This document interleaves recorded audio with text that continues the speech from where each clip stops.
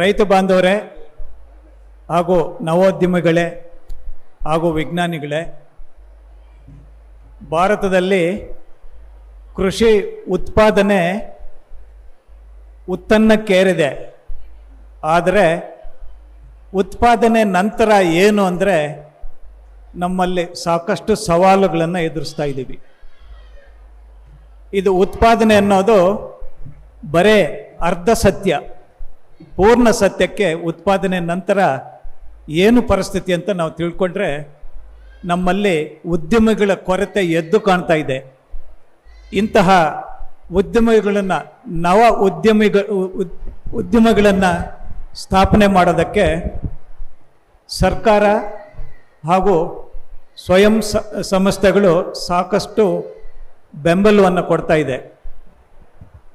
ಈ ಮಟ್ಟದಲ್ಲಿ ಒಂದು ಉದಾಹರಣೆ ಹೇಳಬೇಕು ಅಂದರೆ, ನಮ್ಮ ದೇಶದಲ್ಲಿ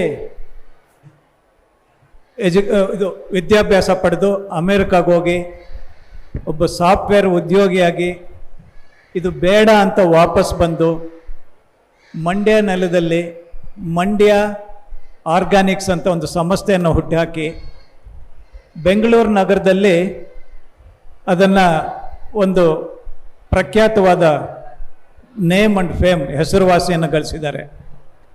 ಆದರೆ ಒಬ್ಬ ಮಧುಚಂದನ್ ಬದಲು 100 ಮಧುಚಂದನ್ಗಳು ನಮ್ಮ ಈ ಭಾಗದಲ್ಲಿ ಬರಬೇಕಾಗಿದೆ. ಆದರೆ ಸವಾಲುಗಳು ಸಾಕಷ್ಟಿವೆ.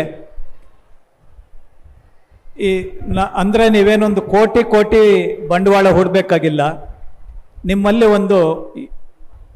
ಒಂದು ಉಪಾಯ, ಒಂದು ಐಡಿಯಾ ಇದ್ದರೆ ಸಾಕು.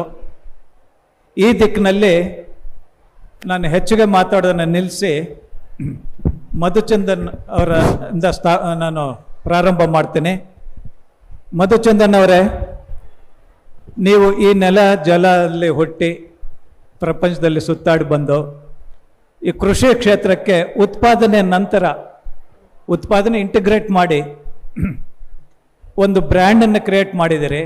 ಈ ಗ್ರಾಹಕರಲ್ಲೂ ಸಾಕಷ್ಟು ಬದಲಾವಣೆ ಆಗಿ ನಮಗೆ ಆರ್ಗ್ಯಾನಿಕ್ ಬೇಕು, ಈ ಕೆಮಿಕಲ್ ಪ್ರಾಡ್ಯೂಸ್ ಬೇಡ ಅನ್ನೋರು ಸಾಕಷ್ಟು ಜನ ಇದ್ದಾರೆ. ಈ ದಿಕ್ಕಿನಲ್ಲಿ ತಾವು ಎದುರಿಸುತ್ತಿರುವ ಸವಾಲುಗಳೇನು, ಅವಕಾಶಗಳೇನು? ನಮಸ್ಕಾರ.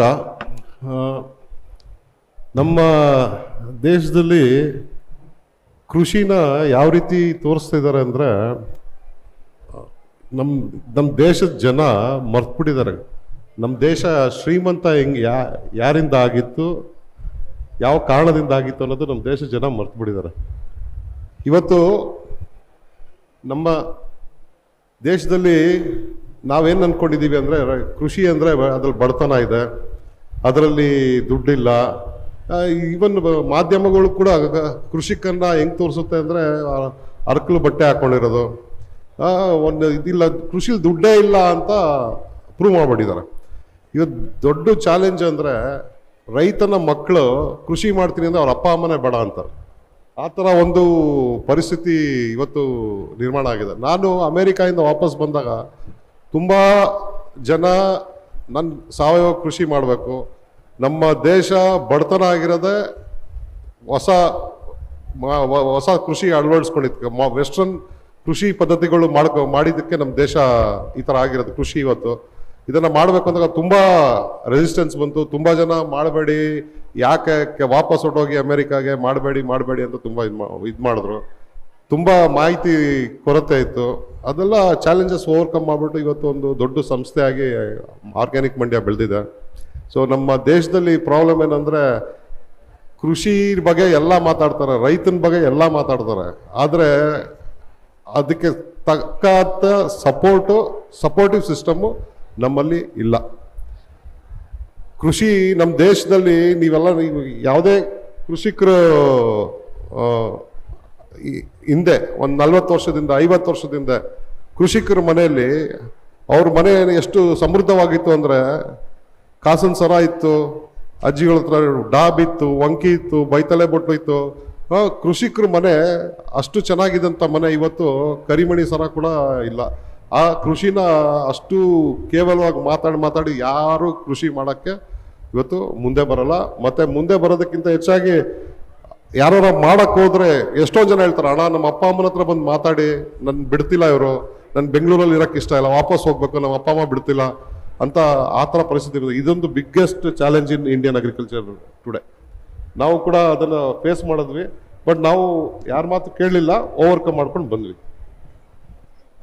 ಮಧುಚಂದನ್ ಅವರೇ, ಇವಾಗ ಬೆಂಗಳೂರು ಒಂದು ಬಕಾಸುರ ಇದ್ದಂಗೆ, 1.5 ಕೋಟಿ ಜನಸಂಖ್ಯೆ ಇದೆ. ಮಂಡ್ಯದಿಂದ ಕೇವಲ 50 ನಿಮಿಷದಲ್ಲಿ ನೀವು ಅಲ್ಲಿ ಹೋಗ್ಬೋದು. ನಿಮ್ಮ ಕೃಷಿ ಆಧಾರಿತ ಉತ್ಪಾದನೆ ಜೊತೆಗೆ ಉದ್ಯಮಗಳನ್ನು ಸ್ಥಾಪನೆ ಮಾಡಿ ಬೆಂಗಳೂರಿಗೆ ಆ ಬಕಾಸುರನ ಹೊಟ್ಟೆಗೆ ಯಾವ ಥರ ತುಂಬಿಸಿ ನೀವು ಹಣ ಮಾಡ್ಬೋದು ಅನ್ನೋದನ್ನು. ಯಾಕಂದರೆ ನೀವು ಒಂದು ವ್ಯಾಪಾರಸ್ಥರು, ಇವಾಗ ರೈತರ ಮಗನೂ ಅಲ್ಲ, ಸೈಂಟಿಸ್ಟ್ ಮಗನಕ್ಕಿಂತ ಮುಖ್ಯಸ್ಥ ನೀವೊಂದು ವ್ಯಾಪಾರಸ್ಥರು. ಏನು ಅವಕಾಶಗಳಿದೆ ನೋಡಿ? ಇವತ್ತಿನ ಪರಿಸ್ಥಿತಿಯಲ್ಲಿ ಯಾರು ಕೃಷಿ, ಅದು ಎಸ್ಪೆಷಲಿ ಸಾವಯವ ಕೃಷಿ ಮಾಡ್ತಾನೋ ಅವನು ಇನ್ನು 10 ವರ್ಷದಲ್ಲಿ ರಾಜ, ಅವನು ಕಿಂಗ್. ಯಾಕಂದರೆ ಇವತ್ತು ಜನಕ್ಕೆ ಇಷ್ಟು ವರ್ಷದಿಂದ ಆ ಕೆಟ್ಟ ಆಹಾರ ತಿಂದು ಮೋಸ್ಟ್ ಆಫ್ ದ ಜನಕ್ಕೆ diabetes, blood pressure, so many life style diseases ಬಂದಿದೆ. ಇನ್ನು 10 ವರ್ಷದಲ್ಲಿ ಇವತ್ತಿಂದ ಯಾರು ಸಾವಯವ ಕೃಷಿ ನಾನು 10 ವರ್ಷದಿಂದ ಮಾಡಿದ್ದು, ಇವತ್ತು ನೀವು ನಮ್ಮನ್ನ ಇಲ್ಲಿ ಕರೆಸಿ ಮಾತಾಡ್ತಾ ಇದ್ದೀರಾ ಅಂದರೆ ವ್ಯಾಲ್ಯೂ ಜಾಸ್ತಿ ಆಗಿದೆ. ಹಂಗೆ ಇವತ್ತು ಯಾರು ಸಾವಯವ ಕೃಷಿ ಮಾಡ್ತಾರೋ ಖಂಡಿತವಾಗ್ಲೂ ಅವ್ರಿಗೆ ಒಂದು ಒಳ್ಳೆ ಫ್ಯೂಚರ್ ಇದೆ. ಆಮೇಲೆ ಸಾವಯವ ಕೃಷಿಯಲ್ಲಿ, ಸಮಗ್ರ ಕೃಷಿಯಲ್ಲಿ 1 ಎಕರೆಗೆ 1 ತಿಂಗಳಿಗೆ 1 ಲಕ್ಷ ದುಡಿಬೋದು. ನೀವು ಯಾವ ಬೆಂಗಳೂರಲ್ಲಿ ಆಟೋ ಓಡಿಸ್ಕೊಂಡು, ಇಲ್ಲ ಸಾಫ್ಟ್ವೇರ್ ಇಂಜಿನಿಯರ್ ಹಾಕೊಂಡು, ಇಲ್ಲ ಕ್ಲಾಸ್ ರೂಮಲ್ಲಿ ಪಾಠ ಮಾಡಿಕೊಂಡು ನೀವು 1 ಲಕ್ಷ ದುಡಿಯೋಕ್ಕಾಗತ್ತಾ? 1 ತಿಂಗಳಲ್ಲಿ 1 ಎಕರೆಯಲ್ಲಿ ಆಗೋದಿಲ್ಲ. ಅದು ನಮ್ಮ ಸಾವಯವ ಕೃಷಿಯಲ್ಲಿ ಮಾಡ್ಬೋದು.